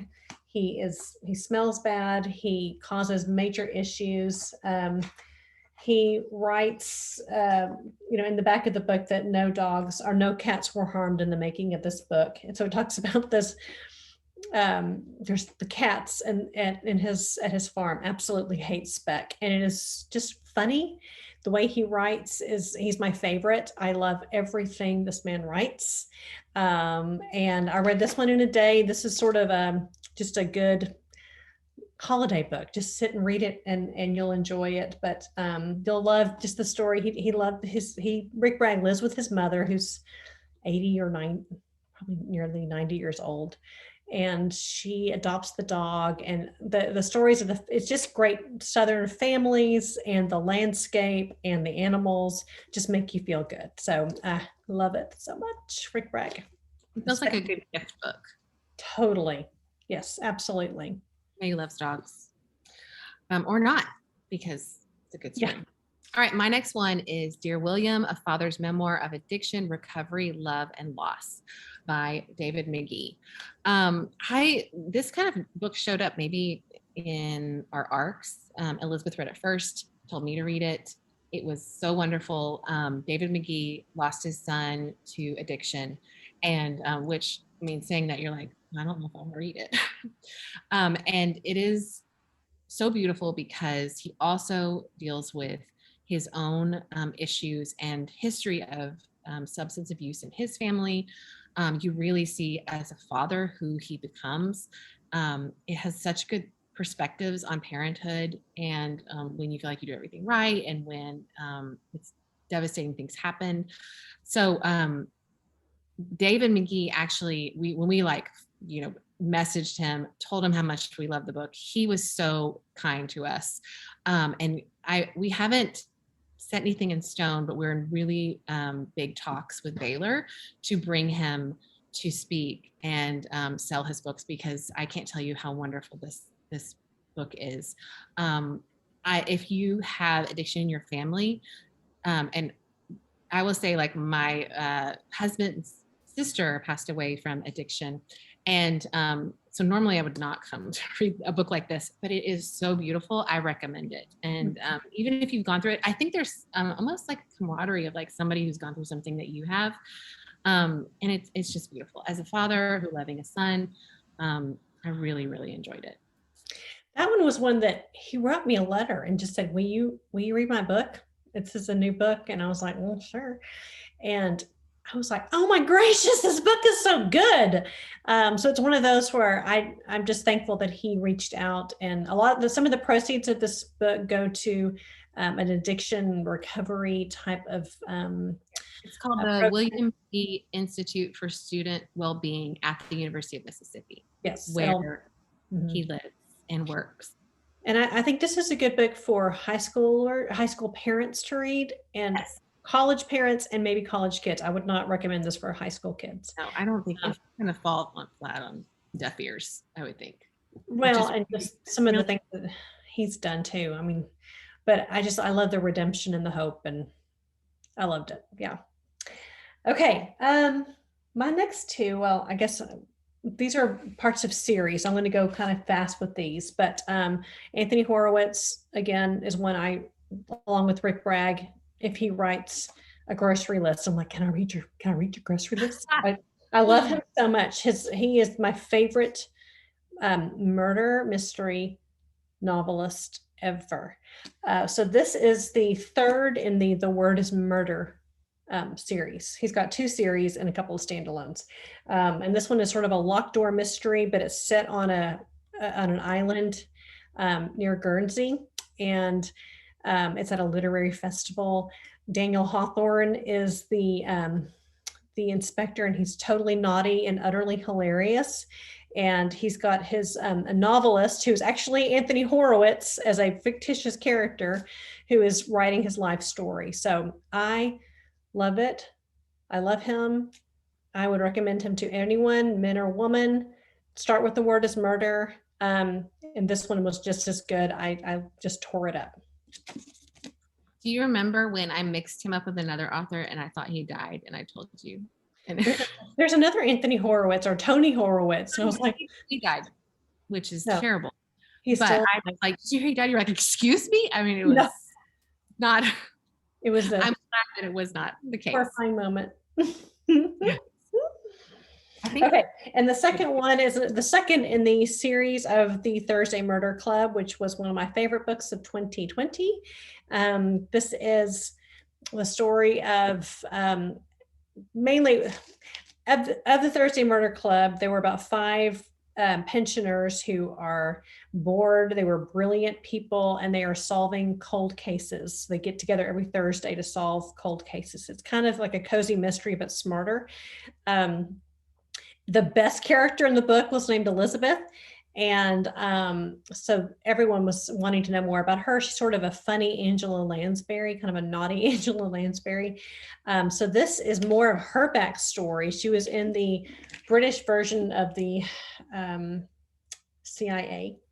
And so it's more of her story, and just as good, if not better, than the Thursday Murder Club. This is a series. I don't read many series. I don't have time to read number 32 in a series of whatever. But those 2 I just said, those are series I will read every single year. So get into Richard Osman. Penguin couldn't believe how popular the Thursday Murder Club was. So It's just lovely. Okay, now we get to transition to our top favorites. Top 10. Yes. We had to tweak the list off and on to get you 10, but yes, top faves. I think you're up first. Okay. So one thing that there are certain things about books that I really, really appreciate. And one is where I open the page and think my family is going to have to either go out of town or go out to dinner, clean the house, do whatever, but leave me the heck alone until I finish the book. And it doesn't happen often, but when it does, it's just a beautiful thing. And that is Falling by T.J. Newman. This was the big thriller of the summer. T.J. Newman was a flight attendant for 10 years. She also worked at an independent bookstore. And one day she was talking to a pilot and said, if a terrorist told you that if you don't crash the plane, that we will kill your family, what would you do? And the pilot just kind of stared, didn't know what to say. And she thought, this is going to be a great novel. So she actually wrote this book on red-eye flights for years and years. The flight attendants in this book were so fascinating. I loved them. That one of them was hilarious. One of them was a big hero. I just really, really love this book. People say, oh, I don't want to read it because I'm scared to fly, but it'll actually make you feel more safe flying. You learn a lot about what flight attendants do. There has been some controversy over the characterization of the terrorist in this story, which I think would lend itself to really interesting discussion. So I wouldn't pan it for that. I think it's something that would be an interesting thing to talk to other people about. But I really, really enjoyed this book. It seemed like a big hit this summer, another indie press list book of ours that seemed like it was a big hit. So I really loved it. That's great. Brenda says she read this on a plane. She read that book on a plane. Girl. Yeah. I read Hostage on a plane. So. All right. Our next one is Once Upon a Wardrobe by Patty Callahan. I wish we could put a sticker and saying like endorsed by Fabled on this book. Because sure. Into Fabled, you have seen, we have our very own lampposts in our own wardrobe. And Narnia is near and dear to our hearts. And this book is just a tribute to C.S. Lewis. I already can see Sonia said I cried and cried. Yes. So Patty Callahan also wrote Becoming Mrs. Lewis. I also cried in that book. I am not a crier when it comes to books. Like it's really, really got to be good. And I cried in her book. I started this book and I was like, this is going to be an emotional ride. It is just so wonderful. The story is that a girl, Megs, who is an Oxford student at the time of when C.S. Lewis was a professor, has a brother, George, who's younger than her, who has read The Lion, the Witch, and the Wardrobe, and he is sick and does not have much time left in the world, and asked her to find Mr. Lewis and ask him where did you get the idea for Narnia? It's so she, it's, I guess in that time, I can't think of a question, like a request like that from your brother, like when we know who C.S. Lewis is now, like, oh yeah, I'll just knock on his door, no big deal, which is basically what she did. It's just so beautiful, so wonderful. I think that there were a couple people who maybe weren't into it in the beginning, but the ending just brought them on board. Amanda said maybe the endorsement can be a Post-it note. They can double as a bookmark. I like that idea. Oh yeah, if there was a Fabled book, this is Fabled book.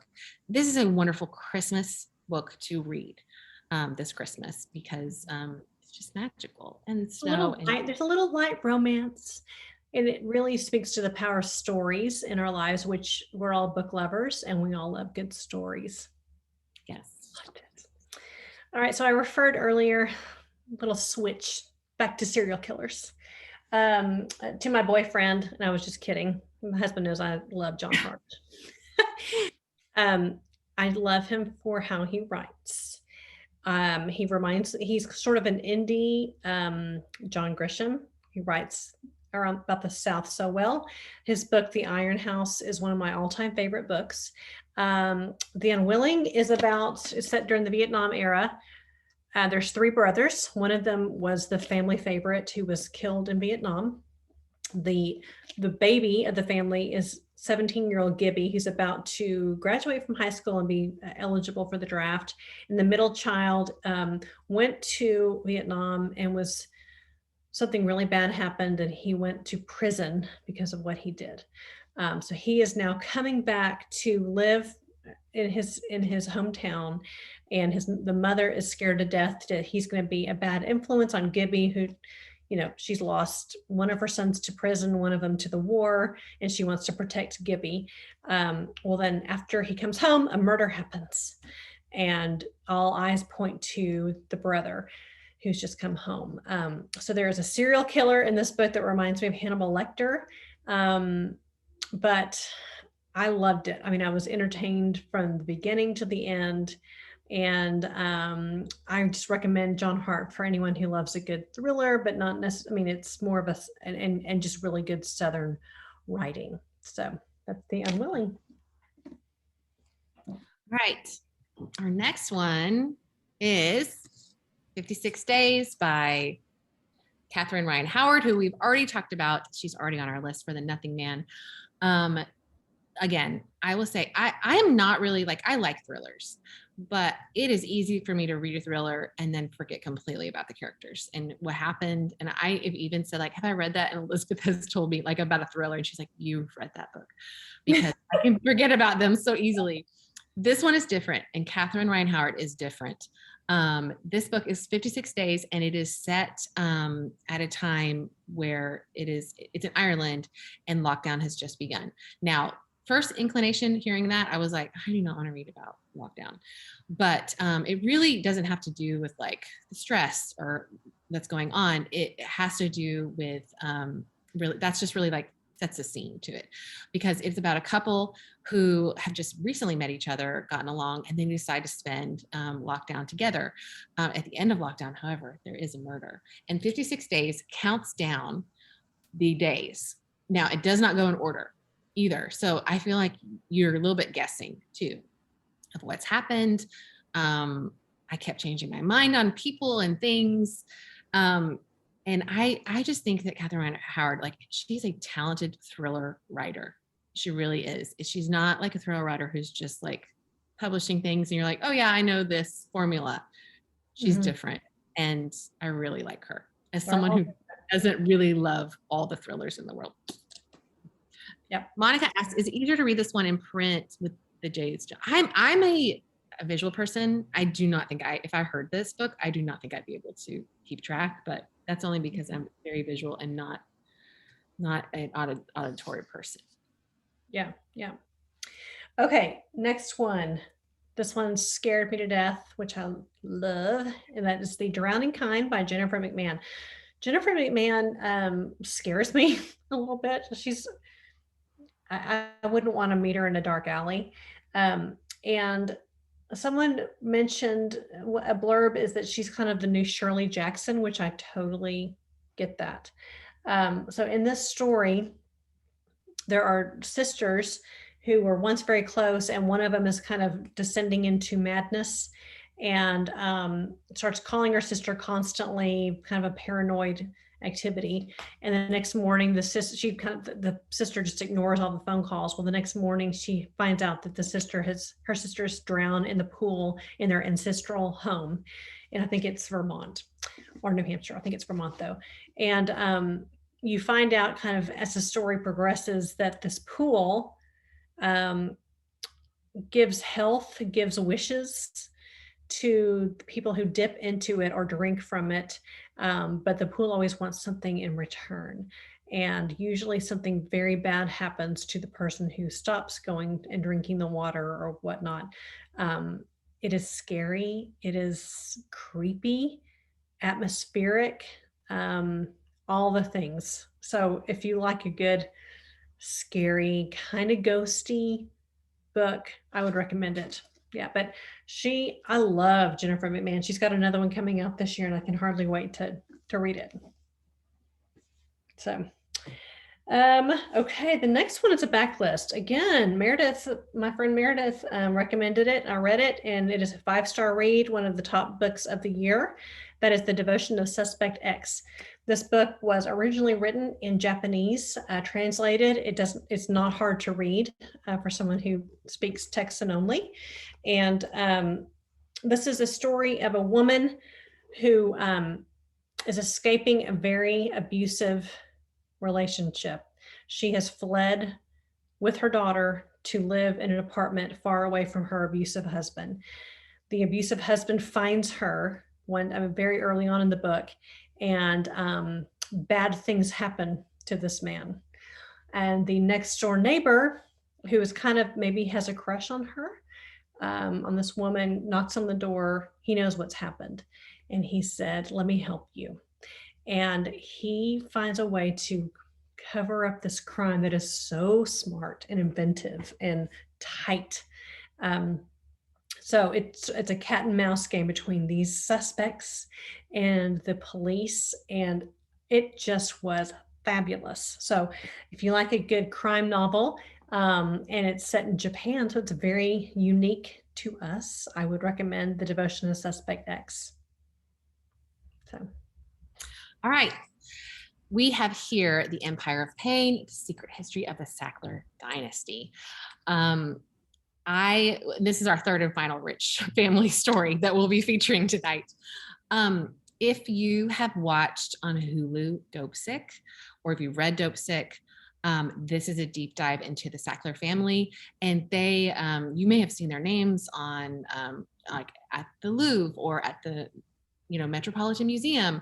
They donate tons of money to the arts, but they own Purdue Pharma, which invented OxyContin and basically kicked off the opioid crisis of the late 1990s and early 2000s. This book, if you know someone who has seen that show, and loved it, this is a deep dive into the family. I mean, you learn so much. It goes through 3 generations, from the first one who came to America, all the way to ones that are present living today. It's astonishing the things that they did, and the greed and evil, and just how horrific the opioid crisis was and is, but so fascinating. If you have someone who loves history in your family, this is a different kind of history book. It's not just like your regular, like, here's about war or a historical event. It is, and I really love that it's about people living now, like that they have the boldness to write this book is so, so great. And it's hefty too, I guess. Oh, also, I would say if you watch Secession, this is also kind of a similar vein of that. Yeah. I will say I read this one. It's one of my favorites of the year. I think it's good to read this one for the Sackler family, and also Dopesick for the actual, like, what happened to this town in Appalachia. So they were both fascinating. Interestingly, the show Dopesick talks a whole lot more about the Sackler family, which I think she kind of gleaned a lot of that from Empire of Pain, because that was what everyone was so fascinated by. But things like making pain one of the vital signs, that was Purdue Pharma making that happen. Or that sign that says count from 1 to 10, what is your pain level? Purdue Pharma, who produces OxyContin, made that a reality. I'm like, how in the world?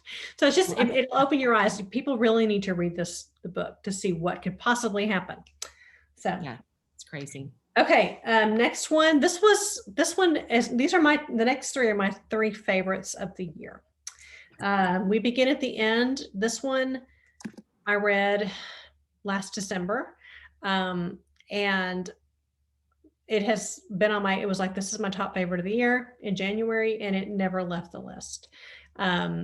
It's the story. It's hard to even talk about this book and put it into words. It kind of feels like a Western, even though it's set in mostly California.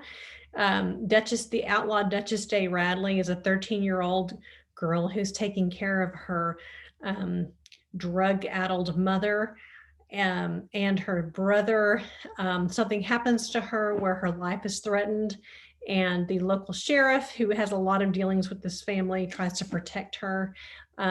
It's just beautiful. Now, after I recommended it, a lot of people said the writing is kind of hard to get used to. I didn't feel that way, but just know, just you'll get used to it.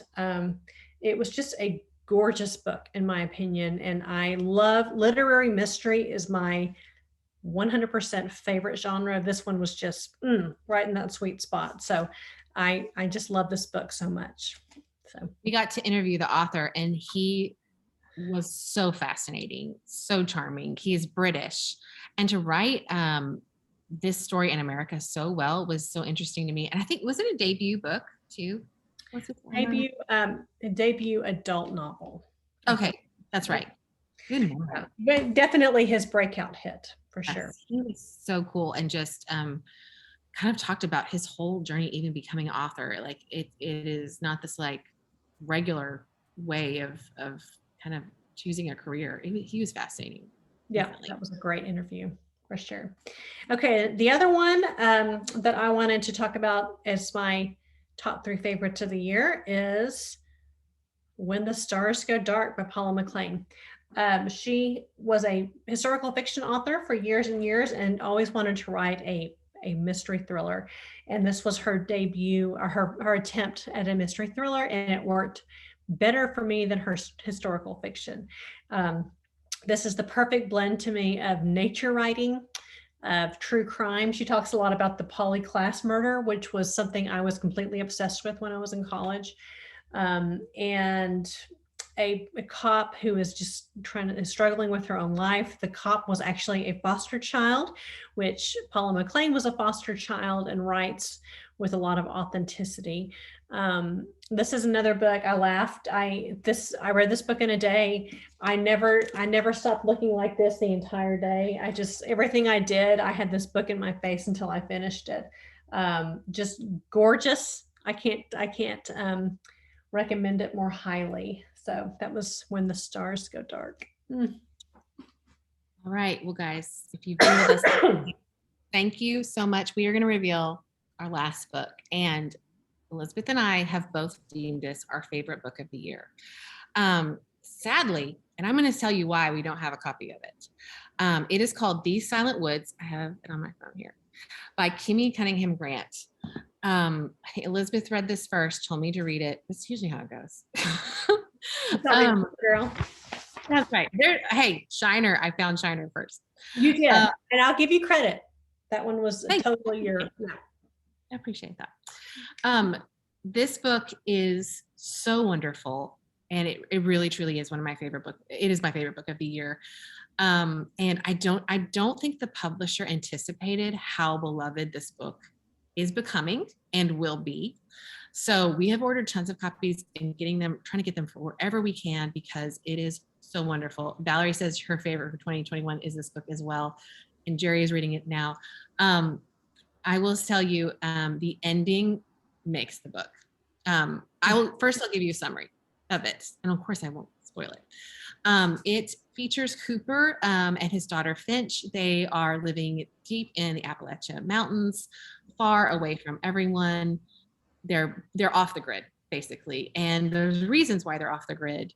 And he has had Finch's daughter since she was a baby, living off the grid with him. She basically has very limited interaction with anyone, like maybe 3 people a year. But she's becoming older. She's more inquisitive, and she's asking him, why are we here? And you learn that Cooper is hiding from something.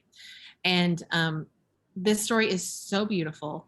When I was reading it and the end happened, I literally gasped, and I don't do that at all. And my husband was next to me, and he's like, what? And I was like, this book. And he immediately from me read it. When he finished it a couple of days later, I think he finished it. He was sitting outside. He came in and he's like, I finished it. And I was like, and we just knew. He was like, that was amazing. I had one of my best friends just finish it too, and she was like, it's just wonderful. I love hearing all the love for it right now. That's so great.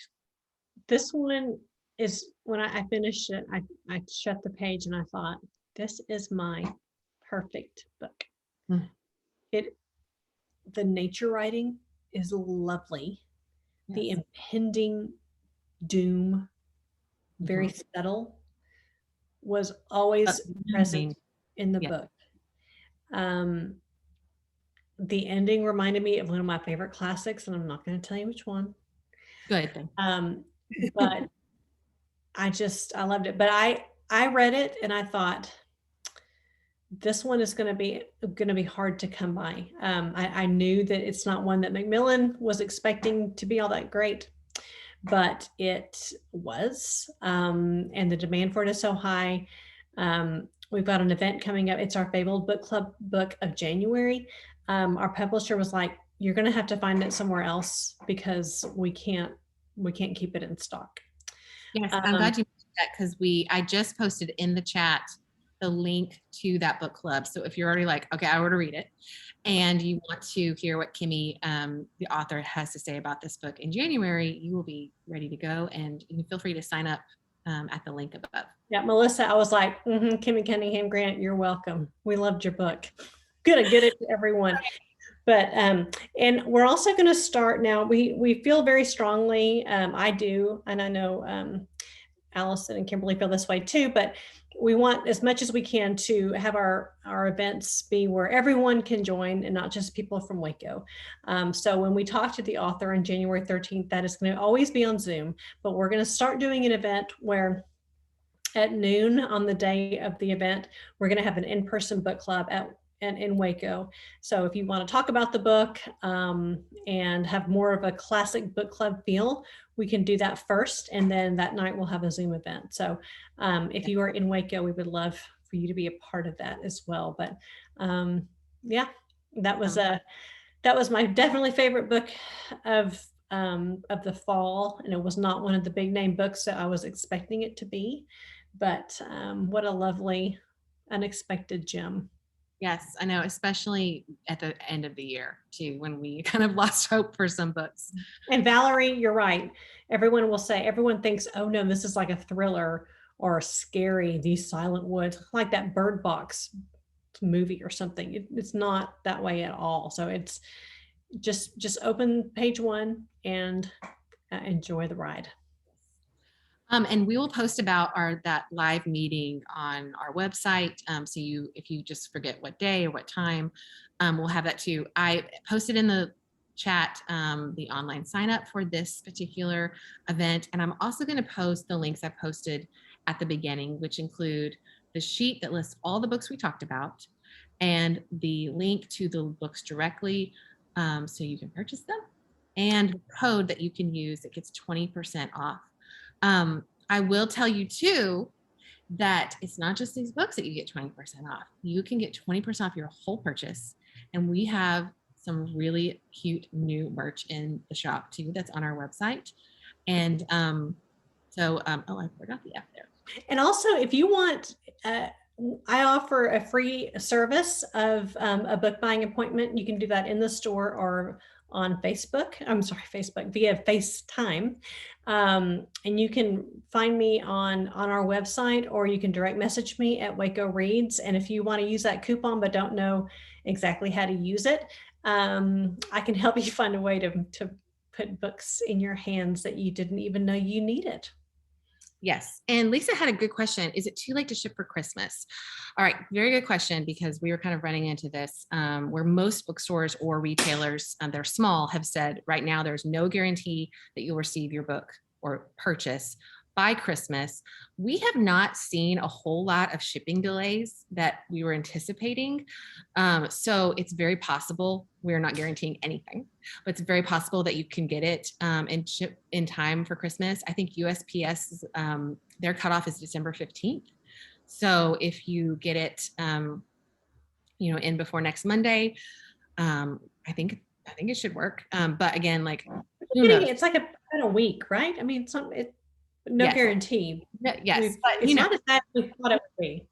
There's always unforeseen circumstances in this season. So, and we do the best we can. We ship every day. So we really try to get everybody's packages out as fast as we can. Also, I wanted to mention that the code will expire on Sunday. So if you want any of these books or that percentage off, just make sure to use it before Sunday. And if it's after Sunday, we will not be using it, not be honoring it. So just a chance for you to get in what you can read and get it in time for Christmas, and especially gifts that you thought might be good for your family and friends, what we mentioned. Y'all, thank you so much. I can't believe we almost did 2 hours of this. Bless you all for. What did y'all, what sounds good to you guys? Can you let us know in the either your favorite or a book that sounded really, really good? Yes. You can find me at Waco Reads. There were about 3 books. I was like, oh my gosh, I forgot to add this to the list. But Alison said, just follow me on Waco Reads and you can see what my favorite books are. I've already read about 3 or 4 books coming out in 2022 that I know I'll be speaking about next year at this time for my favorite books of the year. Yes. 2022 looks promising. Yes, for sure.